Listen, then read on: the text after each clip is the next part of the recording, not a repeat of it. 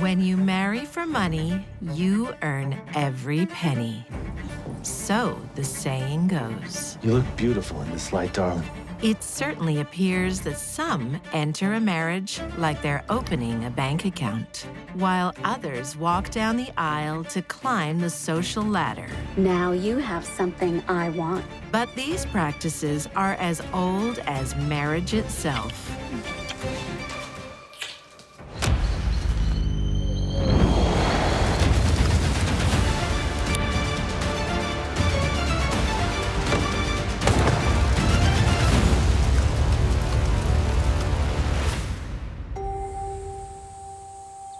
It's a tradition embraced in Southern California by Lucille Miller in 1964. My mom was an ambitious woman, and I think moving up was important to her. Eat and scoot. Even to dress a certain way, to drive a certain car, these things were important to my mom. Why didn't you stop them? Stop what? Her husband, Cork, provides a good income, but there's something missing: social standing. Well, if you could please at least get ready. I am. No, you're not. The Haytons are coming.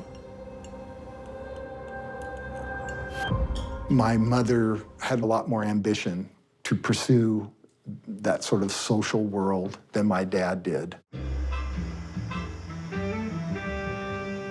Lucille makes sure to mix in the right circles. The Millers' best friends are A-listers. My favorite. Oh, thank you. Artwell and Elaine Hayton. He was suave and handsome and going places. You look beautiful in this light, darling.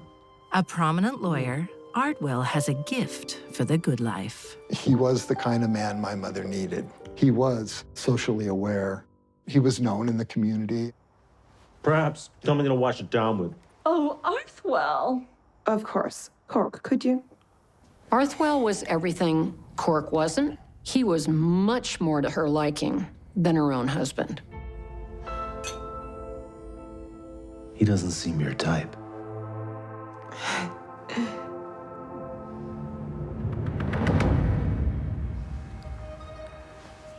It's not long before wandering eyes become wandering bodies.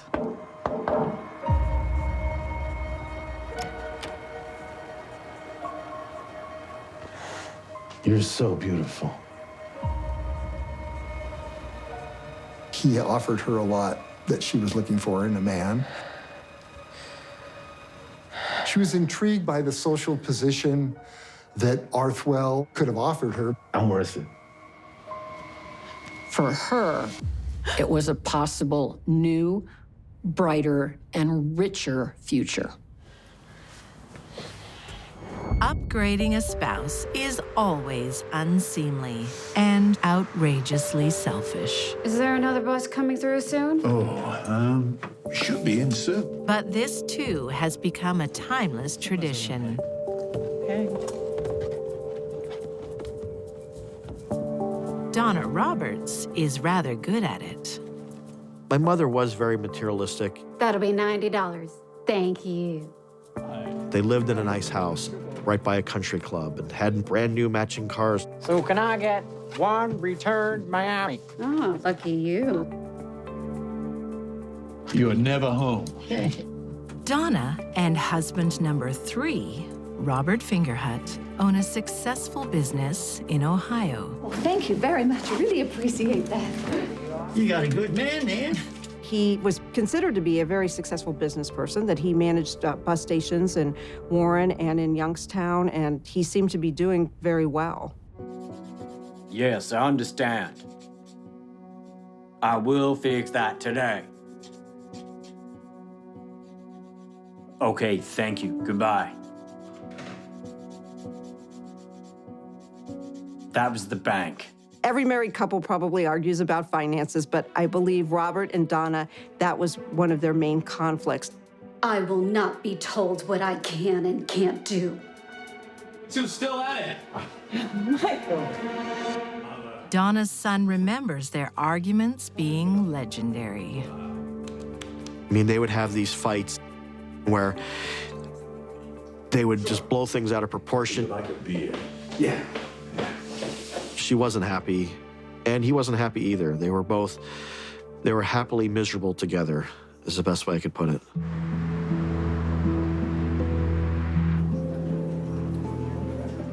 In 2000, middle-class, middle-aged Donna is ready to move on. Here's a guy half her age giving her attention. She honestly was loving the attention. Excuse me. Yes, ma'am. Sit down.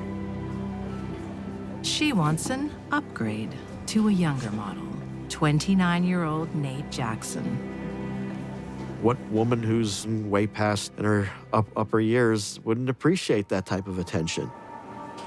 Now you have something I want. Yeah. She saw youth. He was charming, polite, very nice. It was something that she embraced.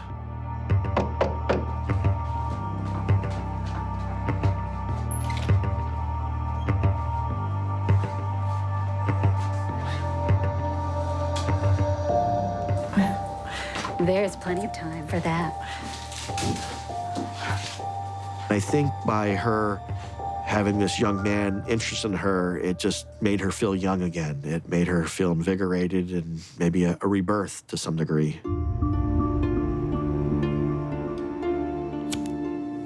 For Nate, Donna is like a lottery ticket that could pay out handsomely.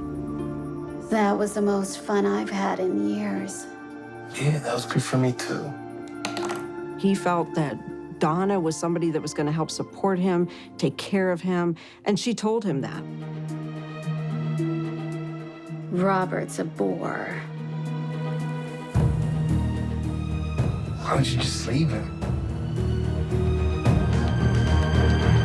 That'd be too easy.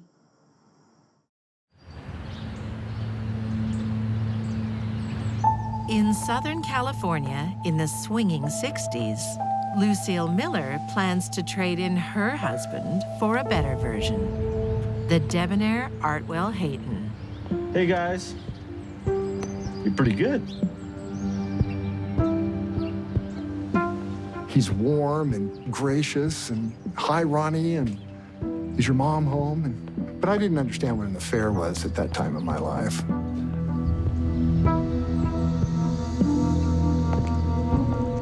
How would you like to see a movie? But then I knew he wasn't supposed to be there. Alone at last. Well, not really. You're still with Elaine. Yup. And I always will be, so take it or leave it. Despite Artwell's resistance, Lucille seems convinced that one day she'll have him for herself. Along with the status and excitement he'll bring. She saw him as the way out. And she wasn't going to let that go. Then a very interesting thing happened for Lucille. On April 24th, 1964, Elaine Hayton, the woman standing in the way of Lucille's happiness, is suddenly out of the picture. Elaine's daughter discovered her in the morning. They thought it was an allergic reaction to something. And with Elaine's untimely death, Artwell is free to marry Lucille.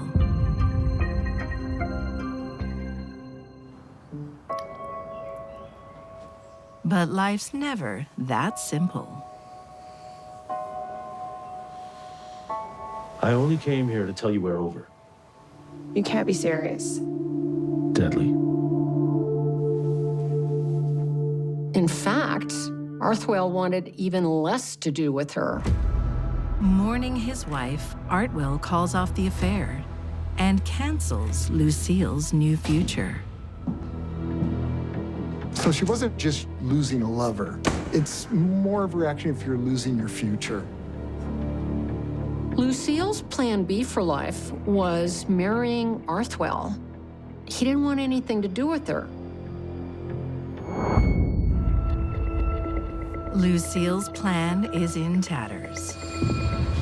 But things are looking better for 57-year-old Donna Roberts. She has bewitched her young lover, who turns out to have a troubled past.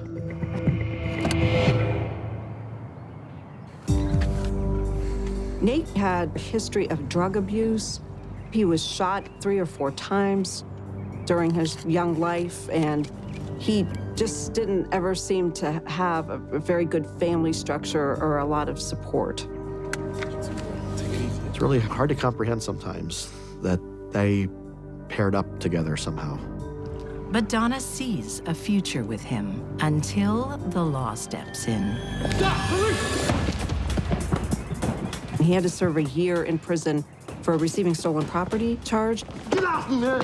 Get off me!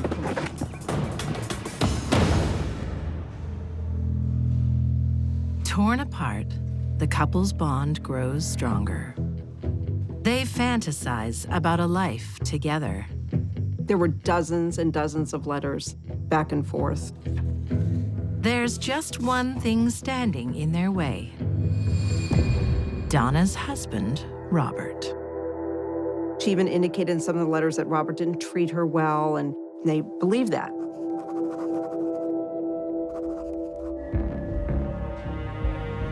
The day Nate gets out, his lover is waiting on the other side. He believes in his mind that him and Donna were going to have this wonderful relationship and he would never want for anything again. Donna may want a young husband, but she plans to keep her old bank balance. Donna would have a nice financial nest egg if something happens to Robert. There's nothing like life insurance to focus the mind of a devious spouse. It's what's motivating Lucille Miller now, too.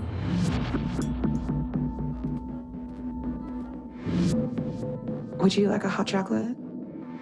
If her ex-lover won't deliver a better life, perhaps some cold, hard cash will.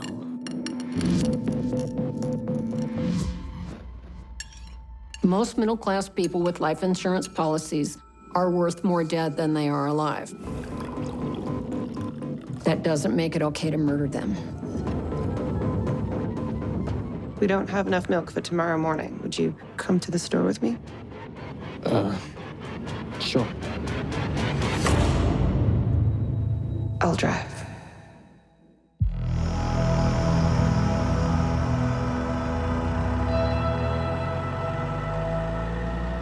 Murder is exactly what Lucille has in mind, with some barbiturates and a simulated car accident. She was on a dark, lonely, out-of-the-way country road. It's just orange groves and little tiny streets.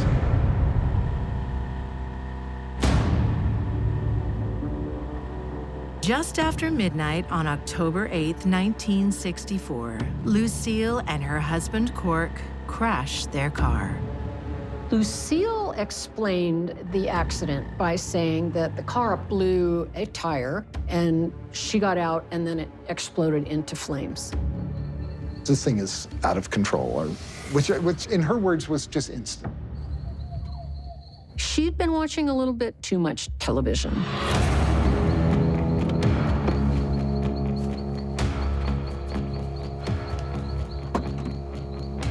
The day before the murder, Lucille bought a can of gasoline and left it in the car.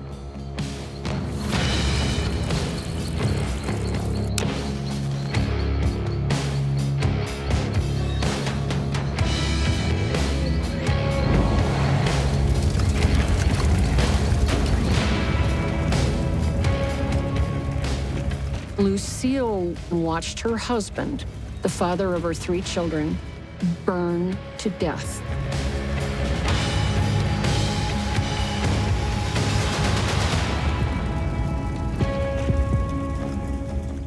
The murder was so outlandishly violent that who does that? She wasn't an abused woman. She wasn't an abused wife.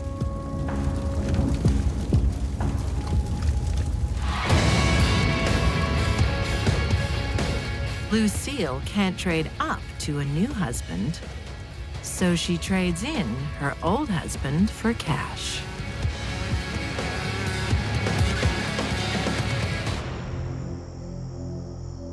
Donna Roberts has the same idea, but she has an accomplice on December 11th, 2001. Donna's a manipulator. She didn't have the guts to do it herself. Be careful. I'll move, baby, don't worry.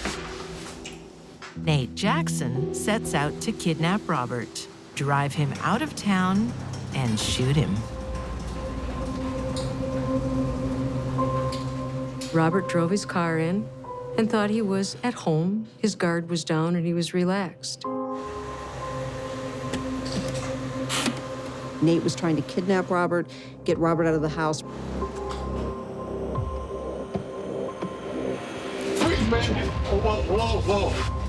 But Robert is no pushover. He puts up a struggle. So Nate turns to Plan B.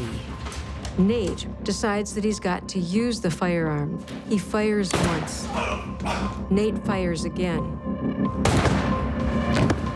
Nate decides to finish him off. He stands over him and execution style fires one more time.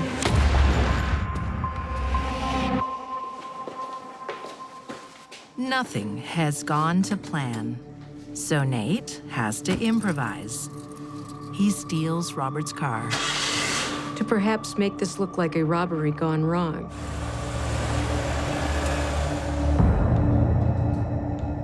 Which leaves Donna to clean up.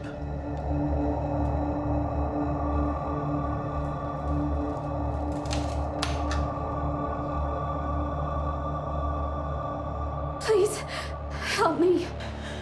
There's something wrong with my husband. He's bleeding from the face. Please, hurry.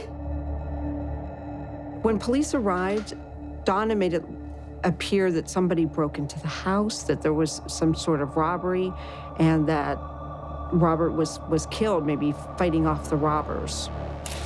She's not a convincing actor. Oh, Robert.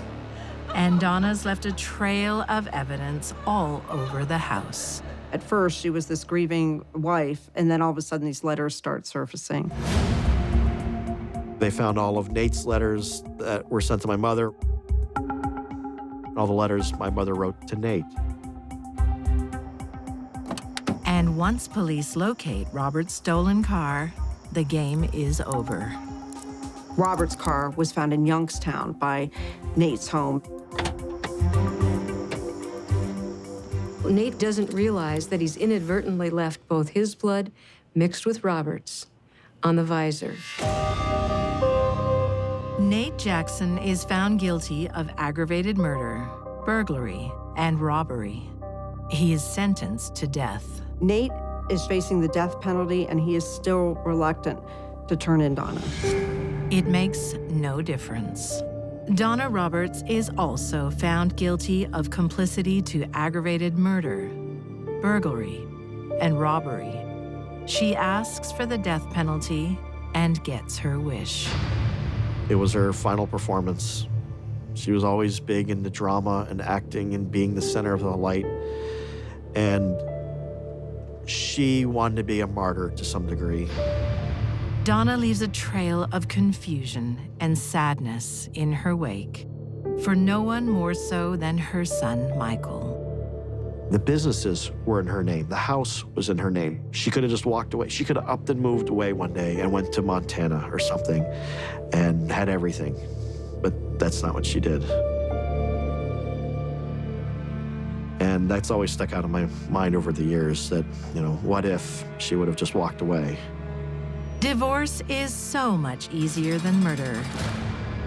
But apparently not for people like Donna and Nate. And not for Lucille Miller. She's staged an elaborate car accident. But unfortunately for her, forensic evidence shows her dead husband is full of sedatives. You have the right to remain silent. You have to believe me. The tire blew. I lost control. She is arrested. And thoughts turn to another strange incident 6 months before. The death of her lover's wife. If my mother did kill my father, my guess is that she also is guilty of killing Elaine. You sounded upset. What's up? My mother was the last person to see her alive. It's Arthwell. There's a rumor that he's cheating on you. No, I know my husband.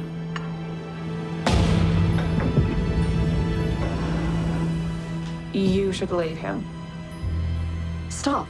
I don't want to hear another word.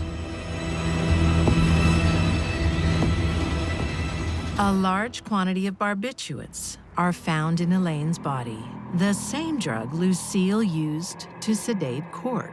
Let's get you to bed. If she did one, she probably did the other. Now it would be almost circumstantially ridiculous for it not to happen that way.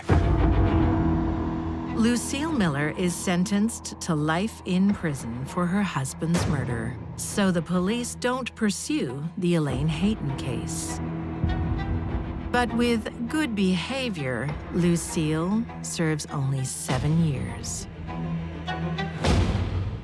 There's always this little part of me that wants to hang on to her being innocent.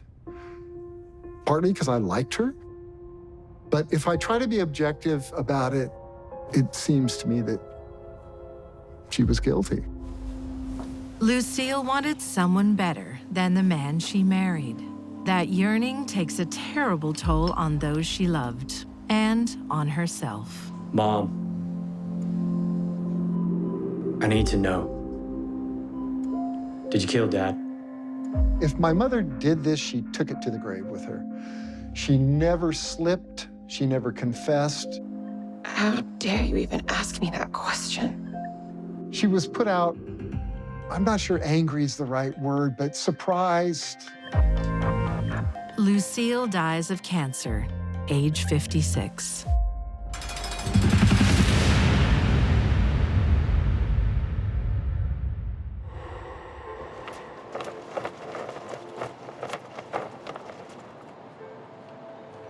Marriage isn't always forever, as any divorcee knows. Here, honey. Thirsty work. But great, hey? I love it. And I love you. Of course, some work harder at it than others. What's Eden up to? People like Scott Dell. Well, she ain't no city kid no more, ain't she? In 1992, his wife Sherelle is being unfaithful. He's determined to rein her in by moving the family to the quiet farmlands of Canada's Ottawa Valley.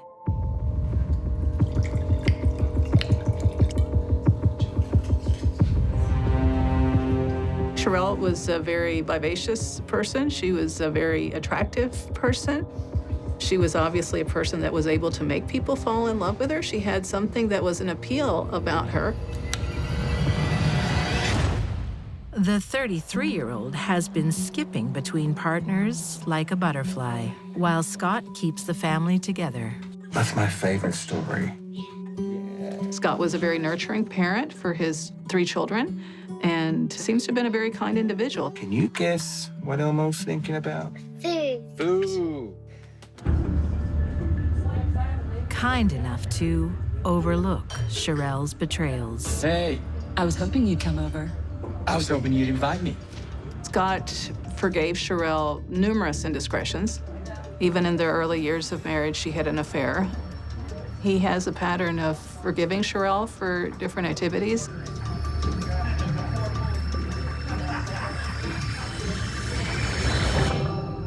Scott's hope that a quiet country life will stop Sherelle's cheating is sadly mistaken. She still finds a new lover, this time a woman, 37-year-old Nancy Fillmore.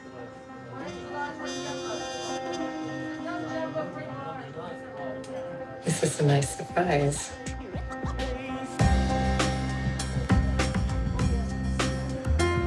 Nancy Fillmore is actually an interesting person. She had a master's in social work, so she was a very intelligent woman. Nancy was very much in love with Sherelle, it's very obvious, and did what Sherelle wanted. Scott's disappointment is further compounded when his health deteriorates. Scott was actually diagnosed with throat cancer.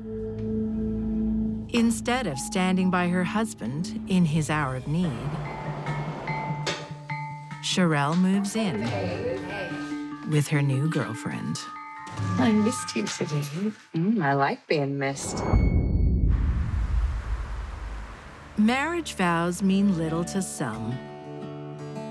But across the Atlantic, in Coleraine, Northern Ireland, they mean a lot to devout Christian Hazel Stewart, at least at first. She came from a very deeply religious, evangelical Baptist family. She was a dutiful wife. They had a good marriage.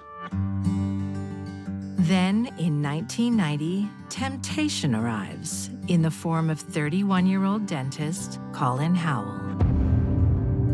Suddenly, along comes this guy called Colin Howell, and everything changed. Hazel's husband, Trevor, a police constable, suspects nothing. She viewed her husband as someone that was retarding her ability to move in social circles. She wanted to live like a rich lady, and he was a police officer.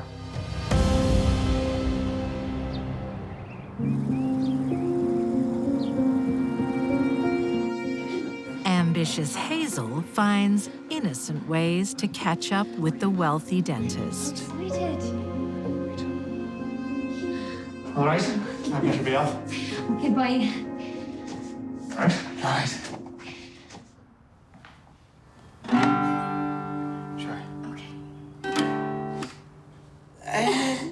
Not so much. Colin Howell led a double life. He was a lay preacher in his Baptist church where Hazel went to. He was outwardly respectable, family man, but he was sexually voracious. He was a walking contradiction, and as they say in Ulster, they say, the bigger the Bible, the bigger the hypocrite. They keep their affair secret for a year. Then their luck runs out. They were seen by another church member in the park. What's going on here? And were confronted. Please, let me explain.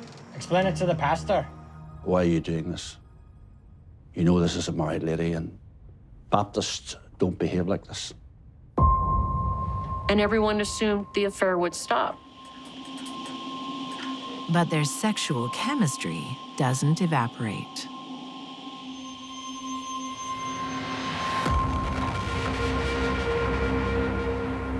Hazel and Colin were catnip for each other. They couldn't stay away. It only gets more intense and kinky. He knocked Hazel out with gas. And he had sex while she was unconscious. That's the kind of character he was, you know. Can I help you? No, Pastor. No one can. But their crazy antics simply can't go on. The church intervenes. They sat down together with the pastor and they agreed that this had to stop. Honestly, it was a stupid mistake. But obviously, it had an enormous impact on both families. I want to help you both work through this. It really was a difficult time for the two families. I'm having your baby. Colin's pregnant wife, Leslie, finds it hard to cope. She was really, really depressed, I'll make it up to you. Don't. and she was heartbroken. Hazel's husband, Trevor, puts on a brave face. We have our ups and downs. Although Trevor was deeply, deeply unhappy with his wife, There's just no excitement. he definitely was prepared to give it a second chance. But there will be no second chances. On May 19th, 1991, both betrayed spouses appear to end their lives in a suicide pact. When the couple were found in the car, the Royal Ulster Constabulary's line very firmly from early on was this was a tragedy. It was a suicide, double suicide.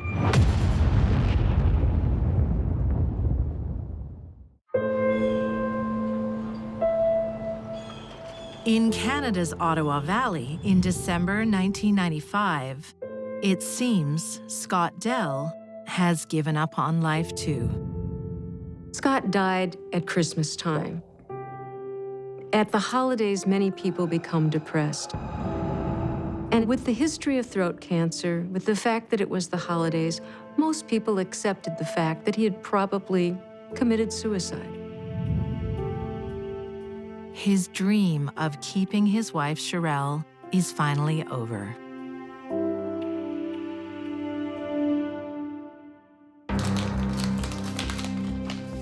It's heartbreaking for everyone. Yeah.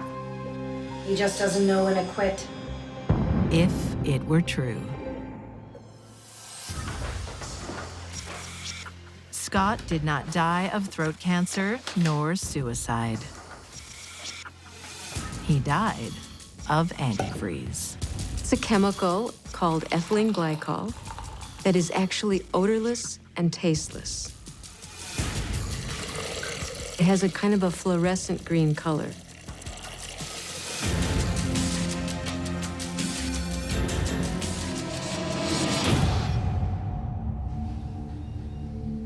Hey, it's great to see you again. Sherelle adds it to a gift.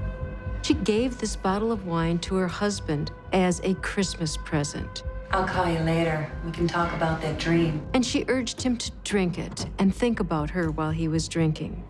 I can't wait. Sherelle was always sort of Either can I. letting him think that maybe there was the possibility of reconciliation. Scott returns to the farmhouse with renewed hope. Hello. Hey. Have a drink of that wine I gave you. Yeah, sure.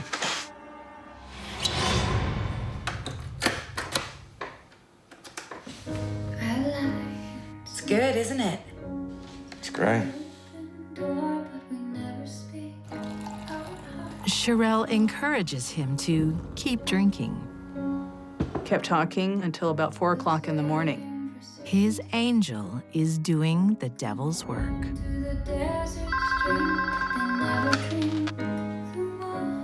Hey, How's it going with that wine? I hope you've drunk the whole bottle. I'm very drunk. Scott didn't have a clue. The ethylene glycol is sweet. He was drinking wine. Nothing unusual was happening. Tell me what you're feeling.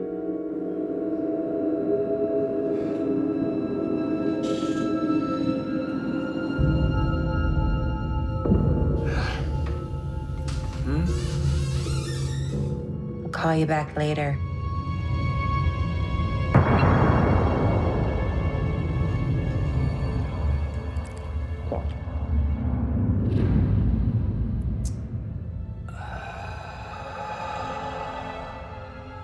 Scott? Life is a gift. It doesn't last long. And of course, Sherelle didn't do a thing to save his life. Scott? You there? She just allowed him to die.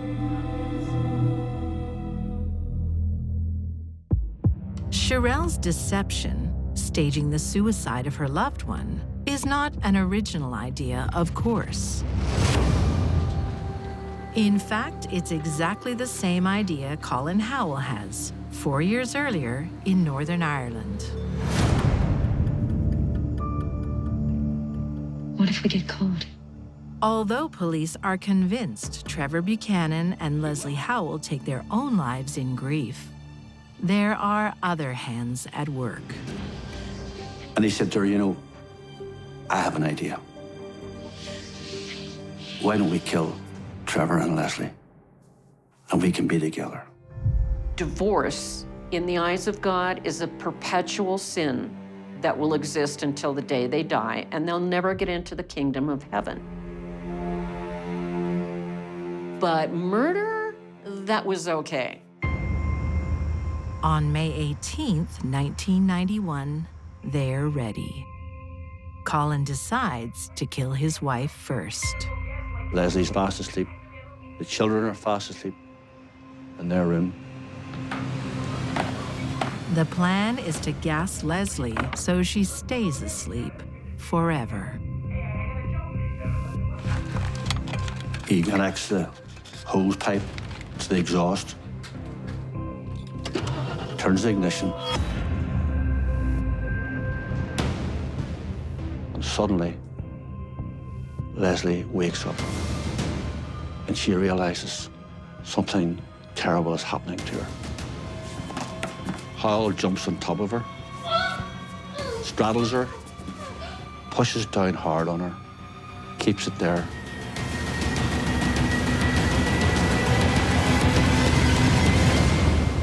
Until eventually she goes limp and there's nothing there.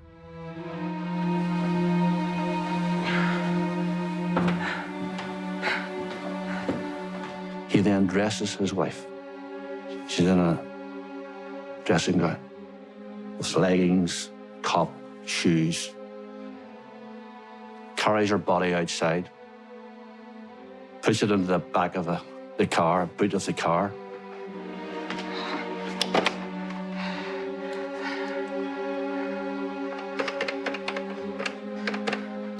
He then rings Hazel. All right, I'll be there soon. And he says, I'm on my way. A few streets away, Help you sleep. Hazel helps her husband Trevor prepare for bed. Thank you. All right. She gives him a large dose of sleeping pills. Because now it's Trevor's turn. Colin is ready for murder, round 2. He does the exact same thing.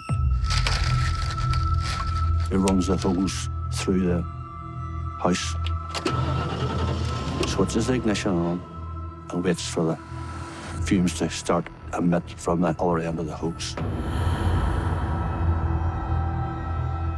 Just like Leslie, the fumes arouse Trevor. Hold on. Don't ask me.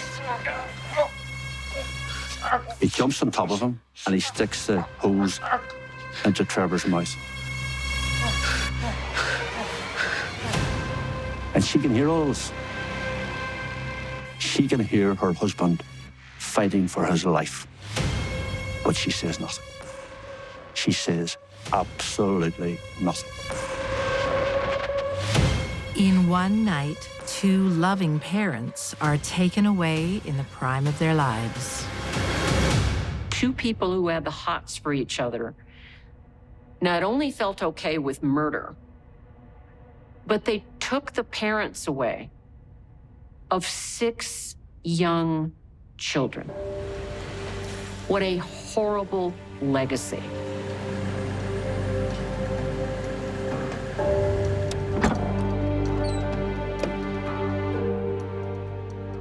He drags Trevor's body out of the boot and leaves him in the driver's seat. In an abandoned garage belonging to Leslie's late father, Colin sets the scene. He'd taken some photographs, happy family photographs, places the photographs around his wife's body. Leslie liked listening to music. And he puts the headset on her ears, and he pushes the play button. A hosepipe finishes the illusion.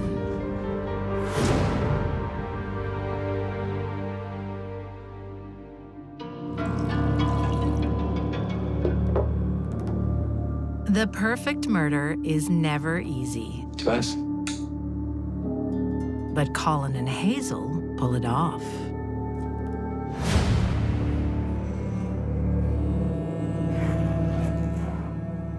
As a result, 2 people that killed 2 other people got away with it. It was the perfect murder.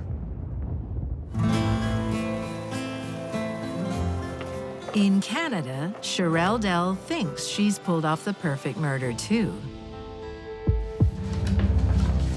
One problem.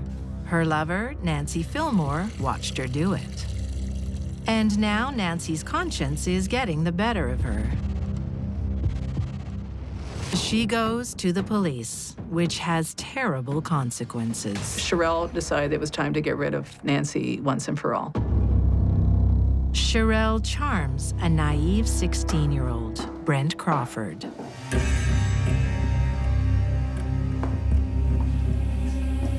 Brent's parents were divorced, and Brent was having a hard time dealing with the divorce. He was feeling a bit alone in the world. He was looking maybe for some attention, and Sherelle became that someone. I like bad boys, Brent. I could be bad. It's easy for Sherelle to convince the love-struck teen to do her dirty work. Sherelle did have the ability to find people that she felt like she could sort of possibly put under her spell. Brent was going to break into Nancy's apartment. Off you go, bad boy. And he was going to slit her throat with a knife. But that night, before Brent arrives, Nancy has been drinking. And it appeared that Nancy had drunk so much alcohol that she had passed out.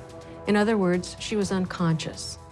Brent changes his plan. He's going to burn the place down instead. She was still breathing.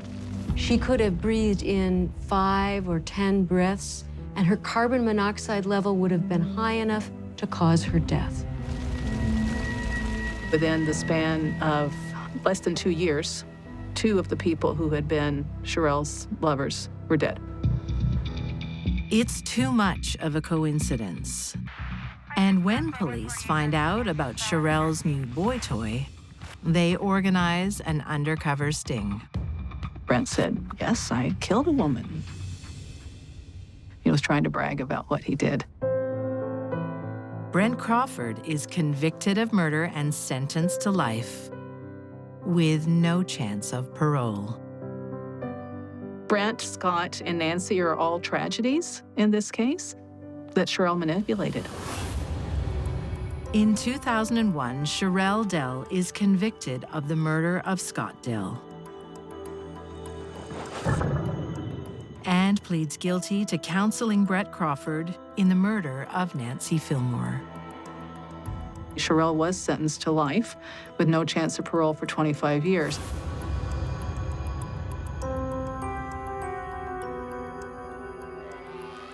It had all these sensational elements. There was the lesbian affair, there was the antifreeze poisoning. Just unbelievable. I mean, it is the kind of a thing that you would read in a crime fiction novel. It takes 2 years and another life for justice to catch up with Sherelle Dell. For Hazel and Colin, it seems their path is clear. They are free to start a new family together, if only. What do you think's going to happen to a relationship where you're sleeping next to someone that you know is capable of murdering their partner? You're next? It lasted for, what, 5 years? Never worked out. All the deceit, the betrayal, and the cruelty comes to nothing. Their love can't conquer their guilt, at least not Colin's. They both remarry and might have continued merrily along. But for the day Colin meets with church elders and confesses after 18 years. Killed my wife first.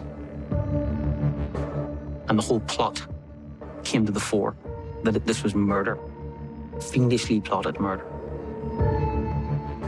Hazel didn't go down so easily.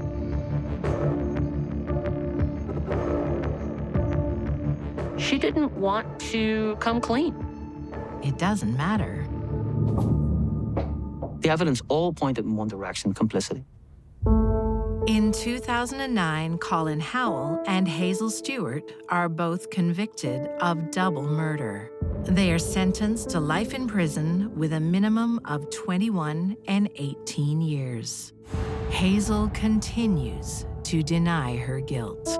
Colin Howell, in a way, in a perverse way, has more credibility, because at least he admitted what he did.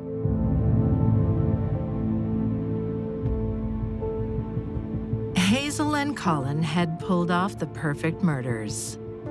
But in the end, that didn't set them free. Instead, it locked them in a cage of guilt, for which there was only one key: atonement. This case is unlike any I have seen in my entire career. This case is of biblical proportions.